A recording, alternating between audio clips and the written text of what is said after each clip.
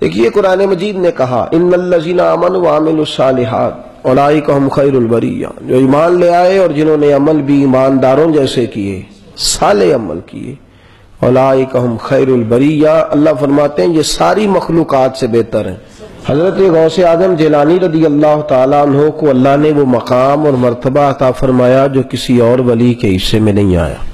نبی پاک صلی اللہ علیہ وسلم کی حدیث ہے بخاری مسلم میں، حضور نے فرمایا جب بندہ کثرت سے نفل پڑھے تو فرمایا، حضور فرماتے ہیں جب کثرت سے نفل پڑھتا ہے تو اللہ فرماتے ہیں میں اس بندے کے ہاتھ بن جاتا ہوں، میں اس بندے کے پیر بن جاتا ہوں، میں اس کی آنکھیں بن جاتا ہوں، میں اس کی زبان بن جاتا ہوں۔ کیا معنی؟ کہ پیر بندے کے ہوتے ہیں طاقتیں خدائی ہوتی ہیں، ہاتھ بندے کے ہوتے ہیں طاقتیں اللہ کی ہوتی ہے۔ یہ بخاری مسلم ہے، متواتر درجے کی حدیث عرض کر رہا ہوں، مضبوط حوالہ۔ پھر فرمایا کہ بولتا وہ بندہ ہے لیکن اس کے پیچھے طاقت اللہ کی، دیکھتا بندہ ہے پر طاقت، سنتا بندہ ہی ہے اور اس کے پیچھے طاقت، اس لیے پھر وہ جہاں سے چاہے سنے، جہاں تک چاہے دیکھے، کیونکہ اس کی اپنی طاقت، کس کی طاقت ہے؟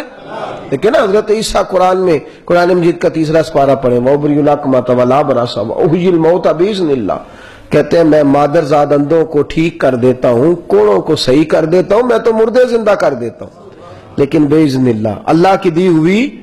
طاقت پیچھے کس کی ہے؟ بولتے جائیے کس کی طاقت ہے؟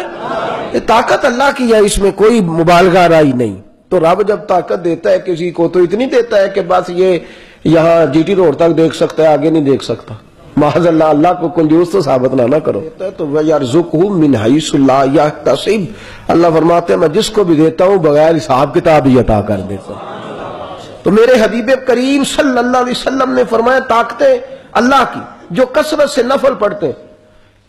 جو کثرت سے جڑے میری فرض نماز ہی پڑھن انہوں نے نہیں نہ لبنیاں، یہ تو اس کے لیے ہے جو کثرت سے، اور میرے رسول پاک صلی اللہ علیہ وسلم کی اس حدیث کا مصداق ہے غوث اعظم جیلانی۔ غوث اعظم کھانا کھاتے تھے دن میں ایک وقت، وہ بھی صبح میں، شام کو فرماتے میں چند کھجوریں کھاتا اور آدھا گلاس دودھ کا پیتا تاکہ مجھے رات بار بار پیشاب نہ آئے۔ آپ فرماتے ہیں مجھ پر میرے رب کا فضل ہوا کہ عشاء کا وضو کرتا تو فجر تک میں عبادت ہی کرتا رہتا، عشاء کا وضو کرتا تو فجر تک،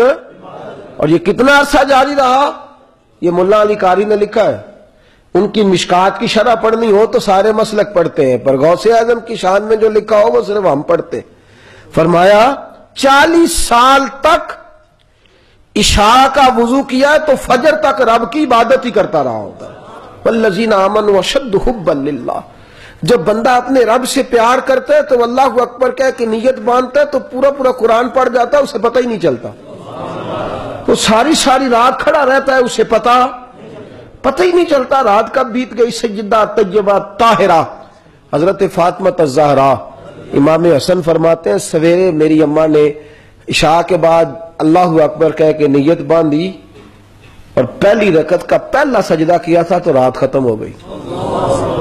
پہلی رکعت کا پہلا سجدہ کیا تو رات ختم ہو گئی۔ مسجد نبوی سے سیدنا بلال نے فجر کی اذان پڑھ دی تو فرماتے ہیں پاک محبوب کی پاک بیٹی رو کے کہتی ہے یا اللہ کو رات ہی لمبی بنا، کھول کے تیری عبادت تو کر لو، چھوٹی سی تو نے رات بنائی ہے، ایک سجدہ ہی پورا نہیں ہوا، مجھے تو مزہ ہی نہیں آیا عبادت کرنے کا، لمبی رات بنانا میں کھول کے تیری والذین یبیتون لربہم سجدا وقیاما، اللہ فرماتے ہیں یہ ساری رات سجدے میں رہتے ہیں، یہ ساری رات قیام میں ہی کھڑے رہتے ہیں۔